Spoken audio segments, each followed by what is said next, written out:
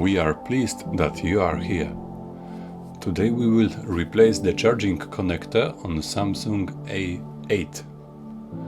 This is a rather unusual connector because the contacts are hidden. This makes replacement much more difficult than standard connectors. Remember to cover other systems on the motherboard and especially the microphone, which is susceptible to high temperatures. For this assembly we used hot air with a temperature of 340 degrees.